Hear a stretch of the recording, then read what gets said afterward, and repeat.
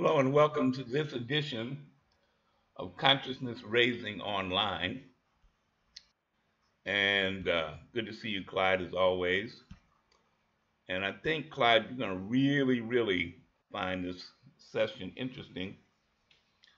Um, it's quite a bit of information, but I'm going to try to get through with it within 60 minutes. Not because of the TV show. But here's the deal. $156 billion is basically being stolen from us, meaning black people as a whole in the United States. You know, I grew up always hearing this term, the black tax, the black tax. And particularly in the 60s and 70s, we were able to quantify it, meaning that, I'll give you a good example. Let's say you had a black owned store on, on the street, on the corner from your house, and you had a white owned store come in on the other side of the street. Well, the black tax worked this way.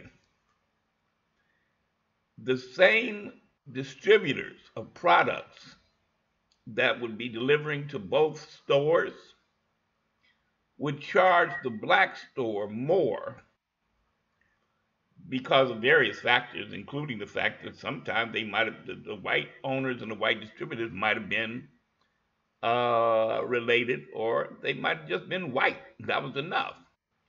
So the same products would cost the black store more.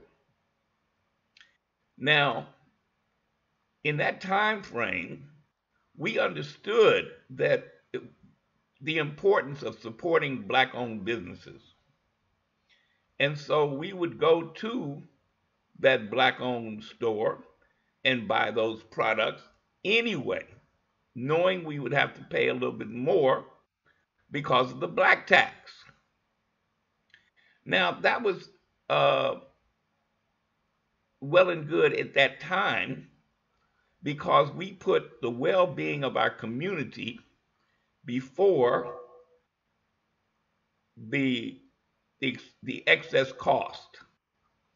But then in the 70s, the late 70s, going into the 80s, there was a big push to pay the least amount for stuff. That you were stupid if you paid more for something if it was cheaper across the street. And also you had, the white businesses had the ability to put those same products on sale, making them even less expensive.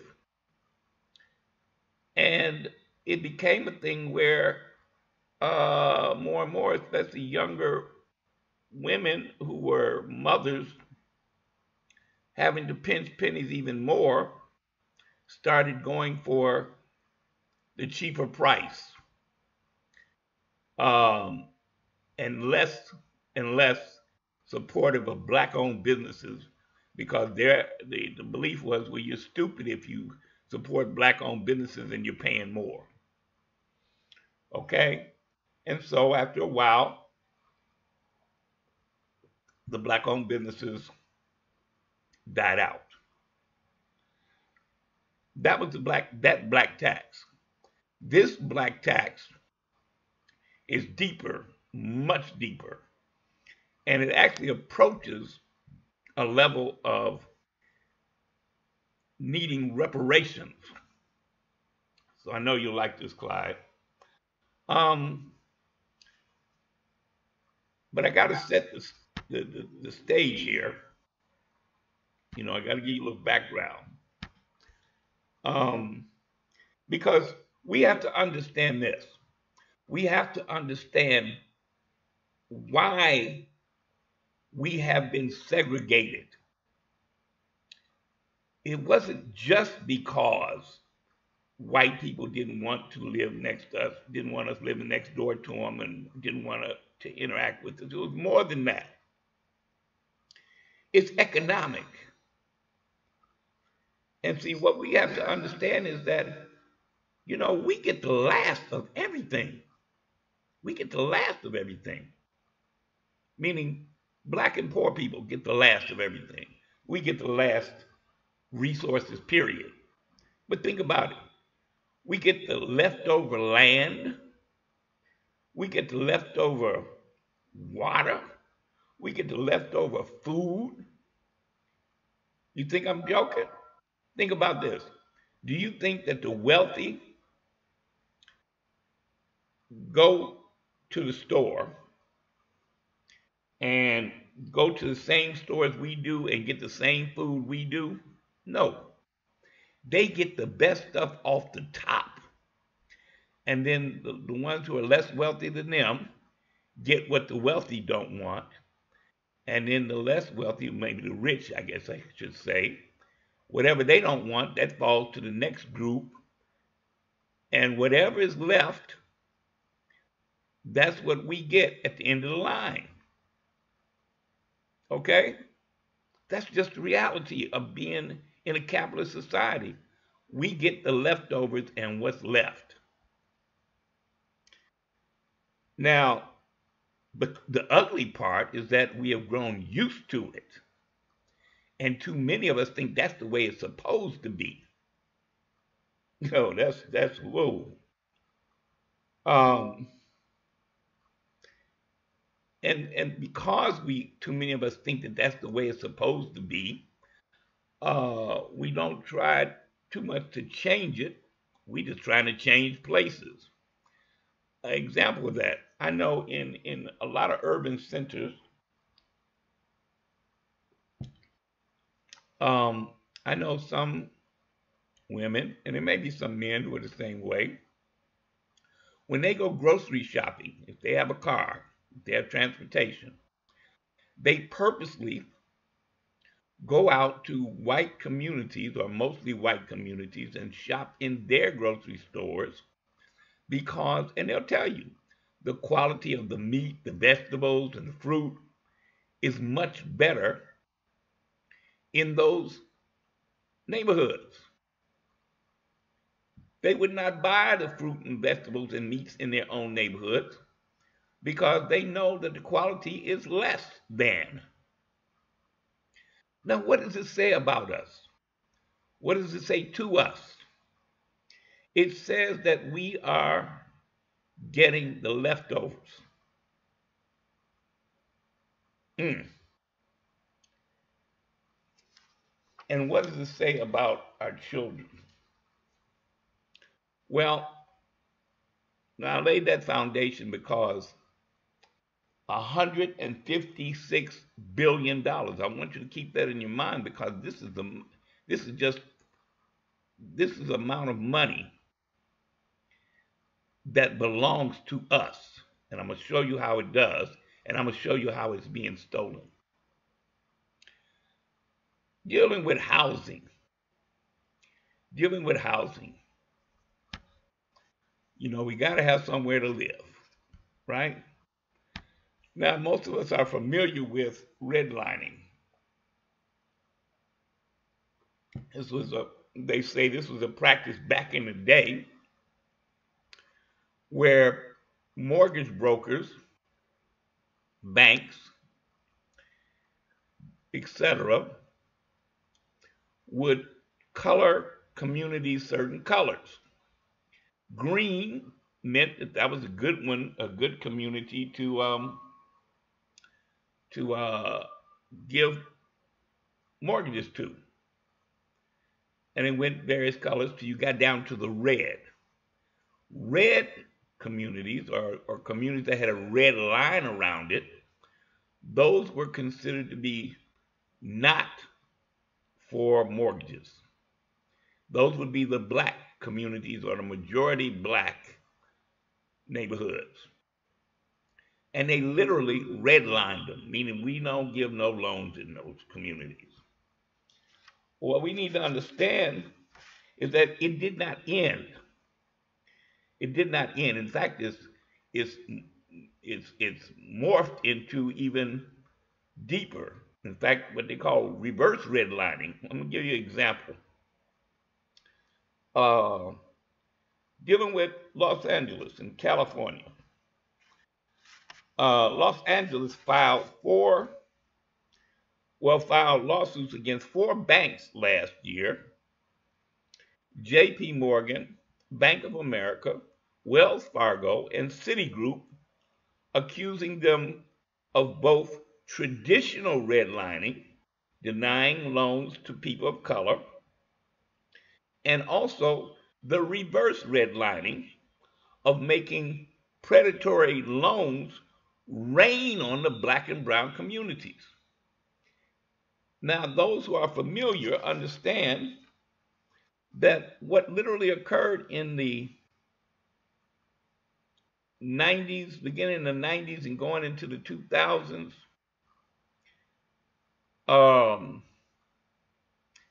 there was a policy among these mortgage bankers and brokers to give these loans, mortgages, to black people who were not qualified for them because they didn't make enough money, or they gave them to them at predatory rates, knowing full well that they could not sustain these mortgages and that they would eventually foreclose on them. They did it to such an extent that it broke the housing market. And if you recall, the United States government had to bail out the big banks because they said they're too big to fail.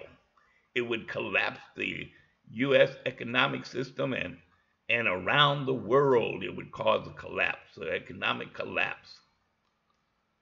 And what happened was that they were giving these loans, predatory loans, and then they would package them like they would go into a community and refinance and all this kind of stuff, right? Uh, these loans, take them like 1,000, 2,000, 3,000 of them, put them in a package, sell them to um, unions, teachers unions, and pension funds and stuff. Okay, that's what they would get them to invest in. And some of them were huge. They had 5, 6, 7,000 houses in them, mortgages. And then when they started foreclosing, when they started going belly up, whoa, boy, that stuff got ugly. And what it also did, it raped, R-A-P-E-D. It raped our communities of our assets. Okay? Um, I'm going to say those names again. J.P. Morgan, which is known also as Chase, Bank of America, Wells Fargo, and Citigroup, some of the largest mortgage banks in the world. Okay? They were accused of redlining and reverse redlining, and it hurt us bad. Um, that wasn't only one. Here's another one. Last year, the city of Miami brought lawsuits against Wells Fargo, Bank of America, and Citigroup, alleging that the banks were steering black and brown applicants towards high interest predatory loans.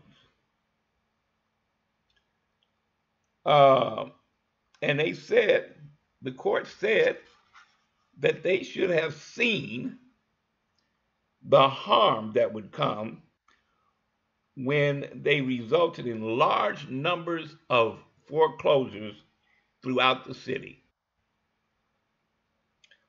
Now, understand that part of it, the redlining and the reverse redlining, the predatory loans, okay? Here's where we can get into looking at the robbery that occurred. Home ownership while black. The devaluation of assets in black neighborhoods. I want you to understand this. I want you to follow this because it's deep. In U.S. metropolitan areas, 10% of neighborhoods are majority black. In other words, we're talking about what we call inner cities, right? Major cities and the surrounding areas. And 10% of those neighborhoods are majority black. But the homes in majority black neighborhoods are undervalued compared to homes in neighborhoods with no black residents. Why is this important for us to understand? Because we kind of know this, right? What we don't know or don't know enough about is this. Let me say it. Let me finish reading this. Majority black neighborhoods at a glance. 37% of U.S. black population live in these communities. Majority black neighborhoods. In those neighborhoods, $609 billion in owner-occupied housing assets. In other words, black people in majority black neighborhoods, we collectively have $609 billion in owner-occupied housing assets.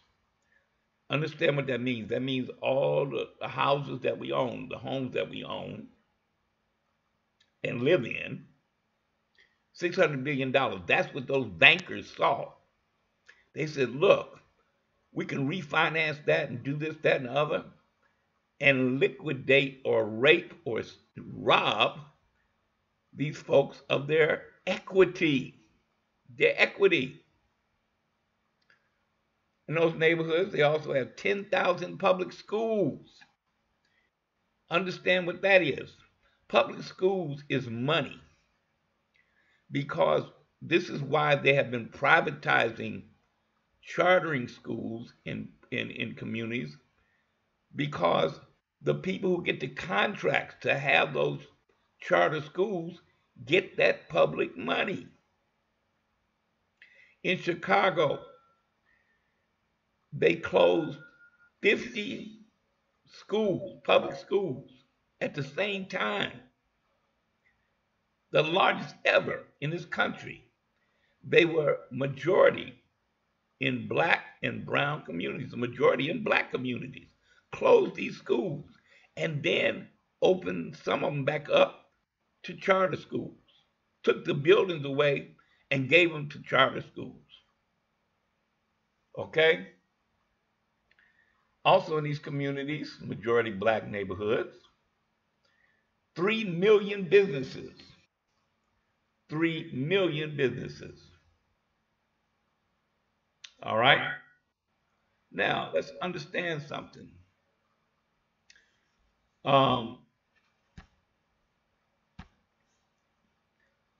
The city of Oakland has sued Wells Fargo and Company, accusing the largest U.S. mortgage lender of steering minorities into high-cost mortgage loans that allegedly led to foreclosures, abandoned properties, and neighborhood blight. Similar lawsuits accusing banks of mortgage discrimination have been dismissed, though a federal appeals court in Florida recently gave 3 major cases new life by affirming the city's right to sue under the U.S. Fair Housing Act. Filed on Monday in a Northern California federal court, the complaint against Wells Fargo seeks punitive damages for alleged Federal Housing Authority violations, accusing the bank of putting its financial interests ahead of customers and the city of Oakland in order to maximize profits. Well, that's what they have board of directors. That's their job, ain't it? To maximize profits. All right, but I'm just getting started here. Hang with me. Now, differences in home and neighborhood quality do not fully explain the devaluation of homes in majority black neighborhoods. In other words, on average, the difference between homes valued in majority black neighborhoods and majority white neighborhoods is around $48,000 average per house. Say that again. Average of $48,000 difference in the home market value, even though the homes might be similar and the quality of the neighborhood might be similar. They are average $48,000 different because they're black. Now, here's where this $156 billion comes in. You got to follow me with this. That $48,000 average loss amounts to $156 billion in cumulative losses. Now, what does that mean? See, because they throw numbers around and say stuff and they don't analyze it, they don't break it down for us. But I understand this. They're saying that $156 billion in cumulative losses, meaning that there's $156 billion that's lost. Lost. But that's not true. The value doesn't disappear. That's $48,000 in difference in home market value. It's, they say, average loss. Like it disappears. It doesn't disappear. You know where it goes? It goes to the other community. It goes to the other community. That $156 billion that should be ours because the home market value should be the same. You following me? If the neighborhood quality and the homes are similar, then the value should be the same. When they mark down my house value, it automatically makes the white man's house down in his community have more value. That's money in his pocket. That's equity in his pocket. And so the $156 billion in cumulative losses to us is $156 billion in value added to them. That's the black tax. That's being stolen. It might be hard to get your mind around it at first, because in a way it's terrible that's happening, that this is just straight up robbery. And we've known this for a long time, that they know our communities are valued less. Okay? We've seen it all across the country. You know how it works, right? We know what the term white flight means. It means that when there's a white neighborhood and some black folks move in, the whites split. And the value, the property values go down. They don't go down by magic. They're purposely driven down. There's less money for development. There's less money for resources. There's less money for jobs and all of those things. All those things disappear. Well, I shouldn't say disappear. They don't disappear. They're removed from one community and added to another. That's the part they don't want to talk about. They just say, well, it's a loss. No. It's like when they say the stock market loses a bunch of money. That money ain't lost. Somebody else gets it. In fact, that's how come the rich are so damn rich. Okay? How does that hurt? In one particular way, it hurts our children. Metropolitan areas with greater devaluation of black neighborhoods are more segregated. Black children who grow up in those communities have less upward mobility. In other words, it's even more difficult for them to get out of the economics that they might have grown up with. They might have grown up uh, with doing great in school, but those schools are devalued. You follow me? They had less resources. I'll never forget when I was in high school, and we're going back some decades, okay? I went to a high school in the inner city of Chicago, and we had an exchange day. They called it exchange day, where kids from the one of the suburbs, white suburb, came and visited with us the whole day, the whole school day. And then we went out to their school for a day. I will never forget the look on our faces when we went out to their school. It looked like a college campus. We were in awe that this was their high school. And here's what was so sad. It made us feel so low. It made us feel low because we better understood now why when the white kids came to our school, they kept looking around like it was just a look they had like, wow, this is pitiful. And some of them kept asking, where's the rest of the school? And we understood what they meant now that we went out to their school. Their school was like I said, a college campus laid out for acres. And this was one of the suburbs of Chicago. Less upward mobility. That becomes generational. Generational. And in Chicago, they've been crippling the children, our black children. Let me share something with you about this housing, because this is some deep stuff. Devaluation of black homes. And I don't know how well you can see it, but I'm going to read you this. I want you to look at this map. There are 113 metropolitan areas with at least one majority black neighborhood. Okay? Now look at this map. And what you're seeing is areas where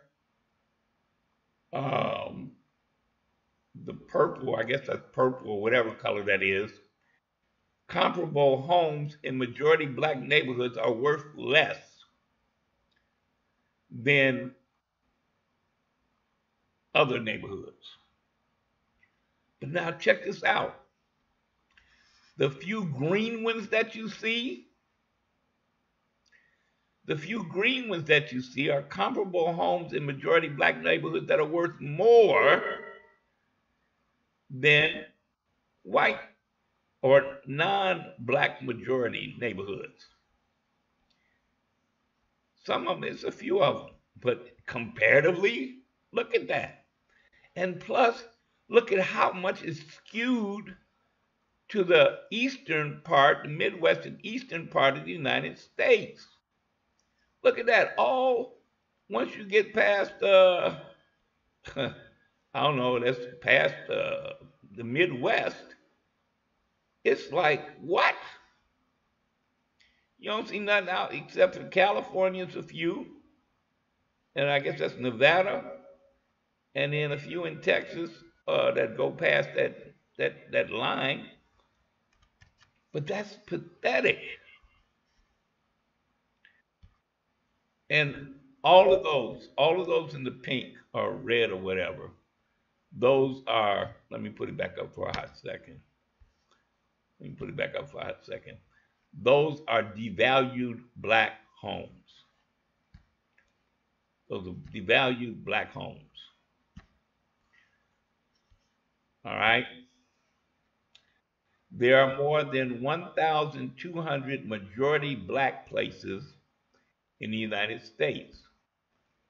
Now, most,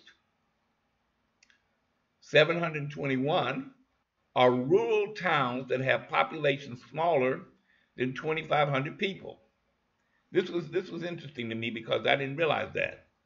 That in other words, there's at least 721 rural towns that have majority black populations, but these are towns that have populations smaller than 2,500 people. There are roughly 500 majority black cities with populations between 2,500 and 50,000. And then there's 42 chocolate cities with populations more than 50,000 people. Let me show you what that looks like on the map. You see, when you look at it close, those are majority black cities by total population. The real light colored dots are the ones that are small, the 2,500 population or less. And in the kind of bluish, median, and then the real dark ones are majority black cities, 50,000 people or more. And we can probably pick them out like Philadelphia, Chicago, Atlanta, Baltimore, those cities. But again, look at that skew. Look at those populations. Now that's heavily East Coast, and then down in the South, man. Okay. Now this is gonna blow your mind. This is majority black cities where the median black household income is above the national median for all races. In other words, these are towns, these are cities where the income, the household income, is higher than the average. But look at that. Ain't that pitiful? That's pitiful. That's how few cities there are, majority black cities, where the black folks make more money than the national average.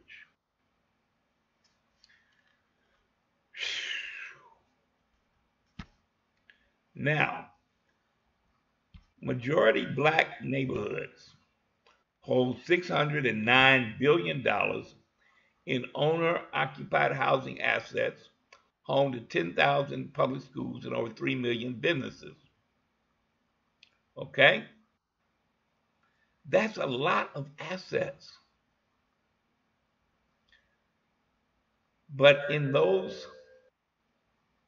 neighborhoods where the population is 50% black or more, they're valued at roughly half the prices of homes in neighborhoods with no black residents. Understand that's money being stolen. According to our analysis, yeah, the differences in home and neighborhood quality does not explain the devaluation. Okay?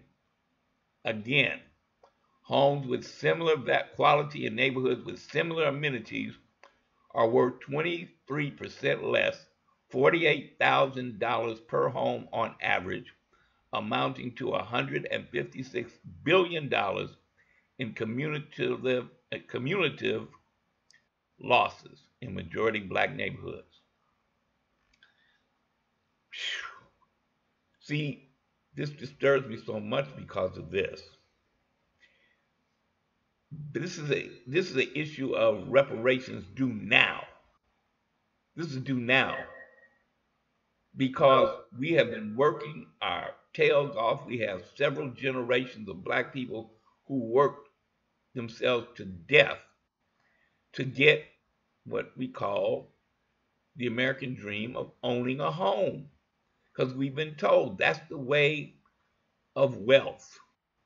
You own a home.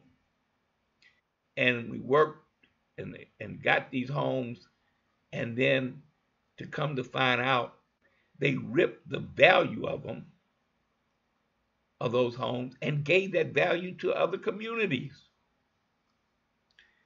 Gave that value to other communities. In U.S. metropolitan areas, 10% of neighborhoods are majority black, and they are home to 41% of the black population living in metro areas and 37% of the U.S. black population. Though most residents are black, 14.5 million non-Hispanic blacks by definition, but approximately 5 million non-black Americans live in majority black neighborhoods. Okay?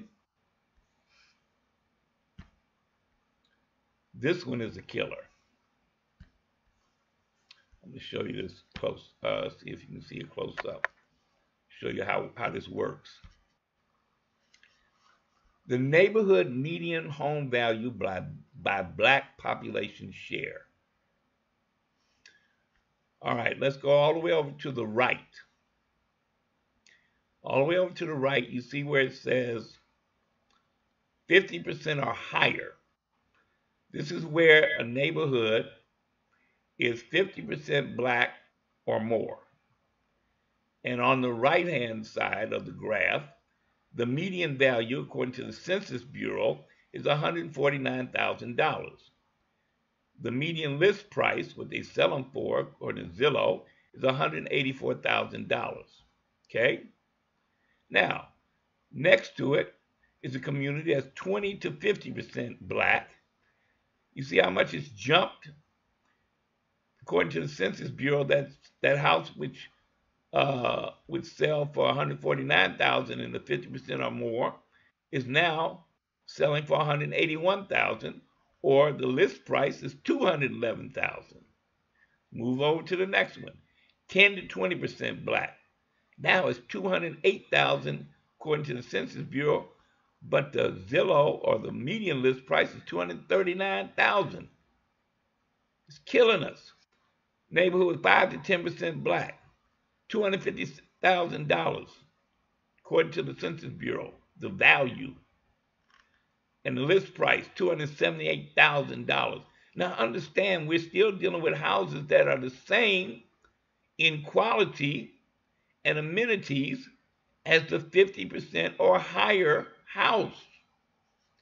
But in a neighborhood where it's 5 to 10% black folks, that now becomes $250,000 value on that $149,000 house. 1 to 5%, now it's $300,000. That's the value. You follow me? That's the value of that house that in the 50% or higher is $149,000. Now in its 1 to 5% is $308,000. Blacks 0 to 1%. And actually the value goes down just a tad, but the list price goes up some more, $341,000. Do you see what I'm saying now? That's money that we are not getting, that's being taken out of our pockets and put in other pockets, going to different neighborhoods. Let me try one more way to show you. I use Chicago, my home. Okay? Chicago, Naperville, Elgin, that's Illinois, Indiana, Wisconsin. All right, the primary thing here is over here on the left, the summary metrics. The median home value in a majority black neighborhood. Okay, I'll come back to your comment in a minute, Clyde. The median home value in majority black neighborhoods is $113,000. The estimated median home value in majority black neighborhoods, if they weren't devalued, would be $150,000. The average devaluation of homes in majority black neighborhoods, 28%. In other words, the difference between that $150,700 and the $113,884, that's the home value that you did not get in your house, but it went to somebody else's. It went into the value of a white community. Okay? That's why this is robbery. Well, that's robbery. And it's something that could be fixed. It could be fixed. It does not have to be that way. That's been like what they've been doing to us. Let me give you a couple more of these steering practices. The U.S. Justice Department announced a settlement with Hudson City Savings Bank for close to $33 million after an investigation found that it was avoiding doing mortgage business with African Americans and Latinos between 2009 and 2013.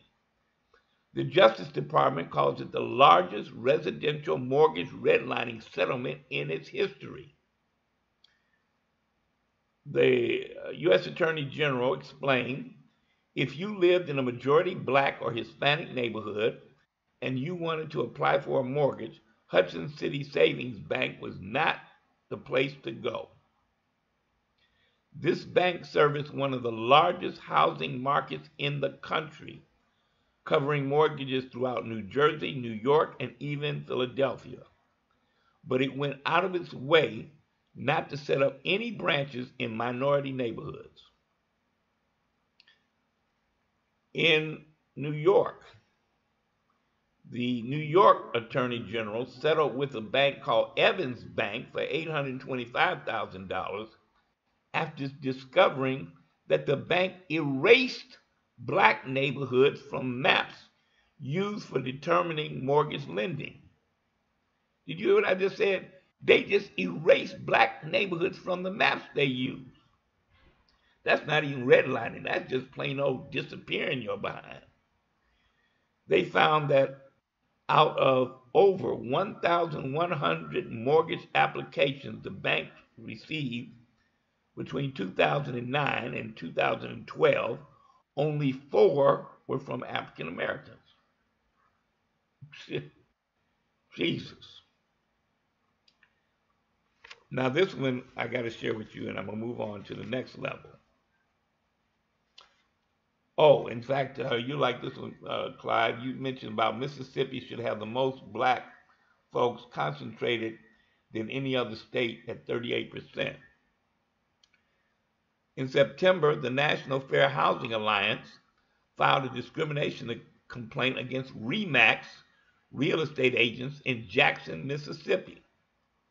The alliance sent fake couples out to shop for homes and found that the white testers were sent to predominantly white neighborhoods to view homes, while black testers were rarely called out to view homes at all.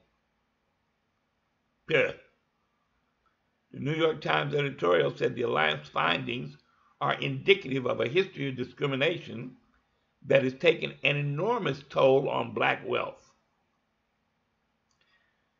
And here's one for you for today. A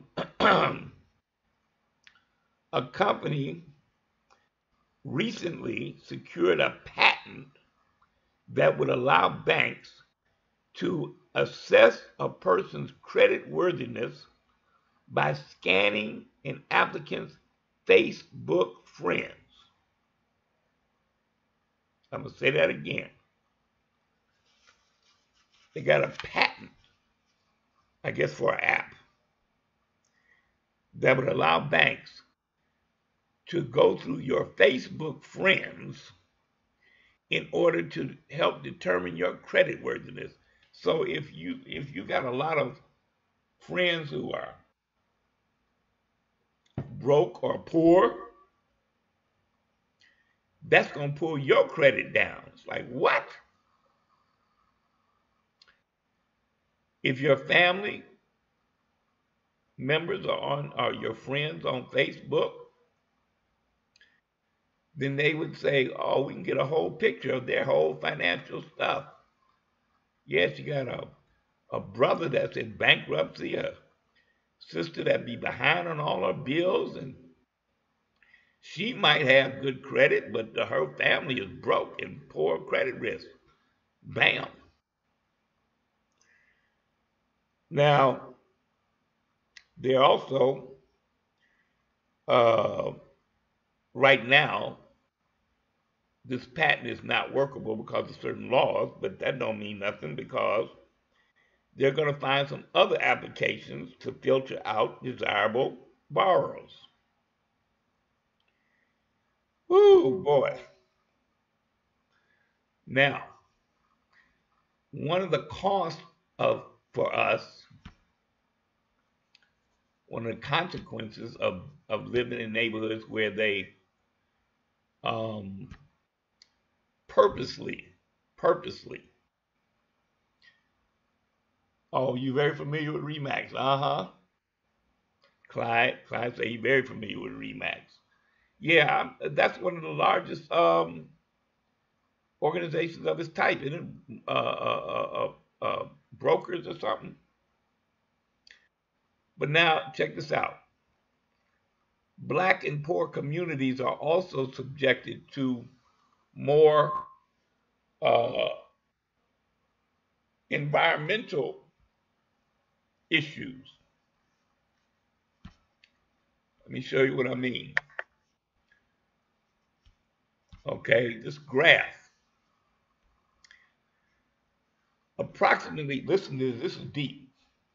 Approximately 60% of all toxic emissions in the United States resulted from the chemicals and primary metals sectors,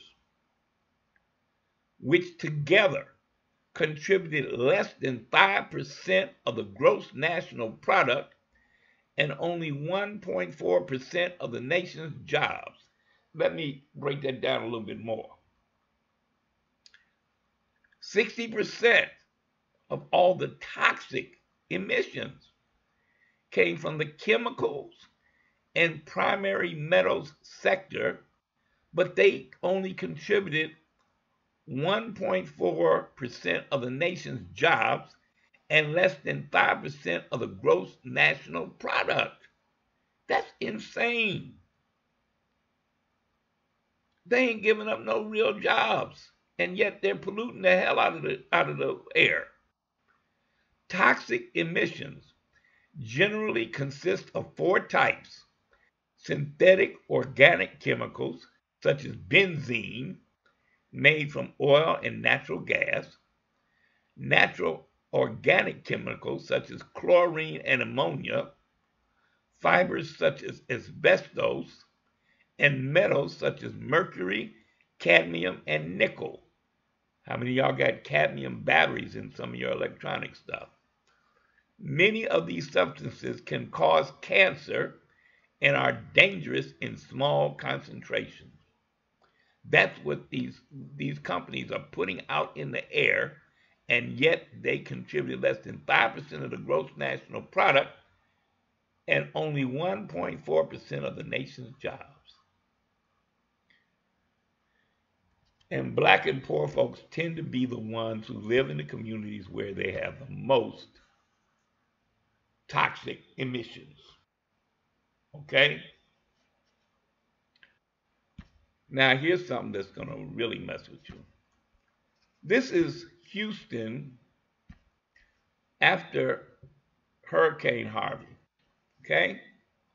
You see how much water there is, and people out there trying to get to some dry space. Okay? Now, this is that same corner, after after Hurricane Harvey. This is when the water has receded. Okay? Same place. Think I'm joking here. Let me show you again. Oh. Uh, here you go. See that sign up there?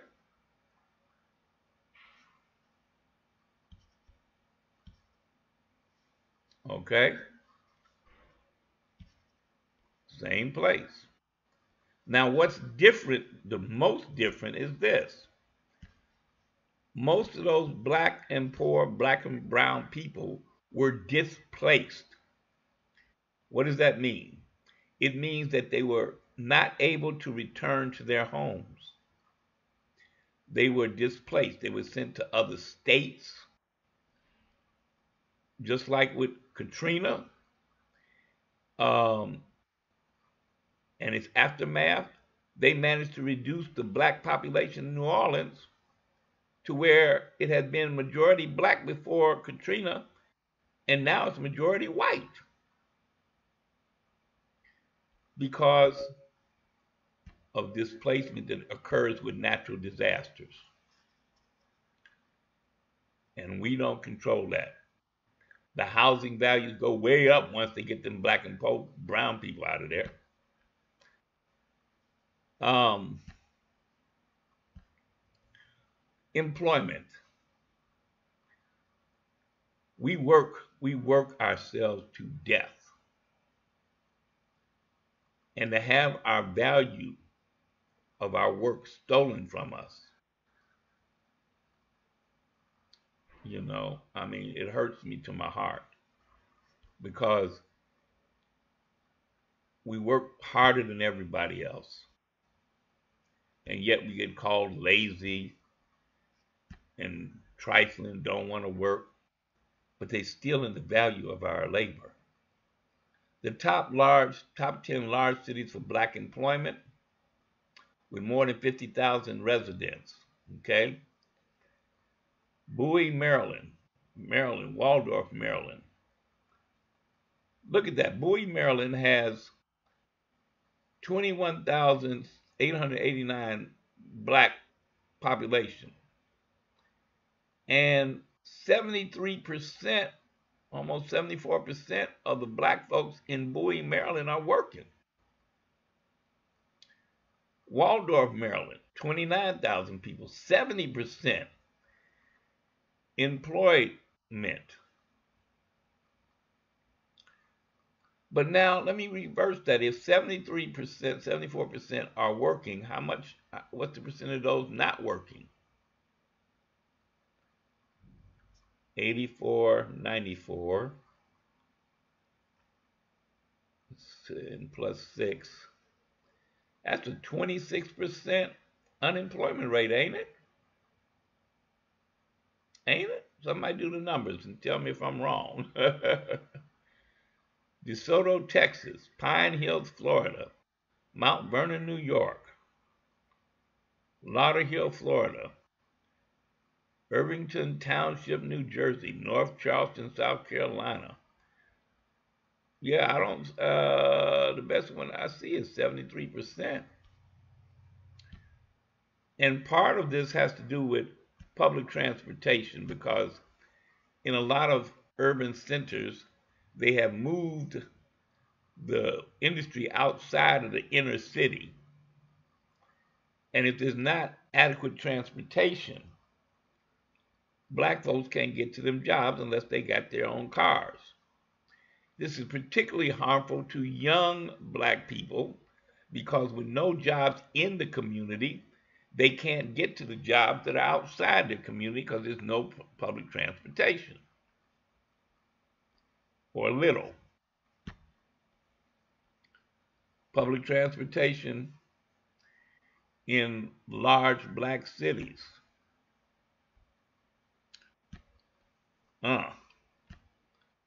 Washington, D.C.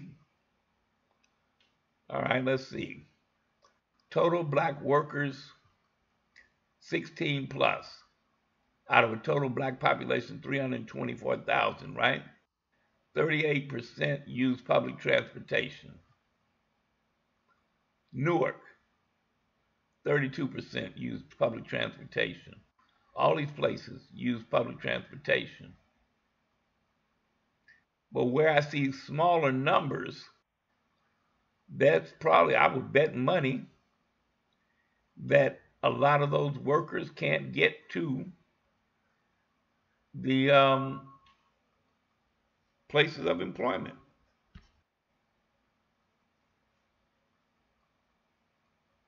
I see the balloons. Okay. Um, Almost finished here.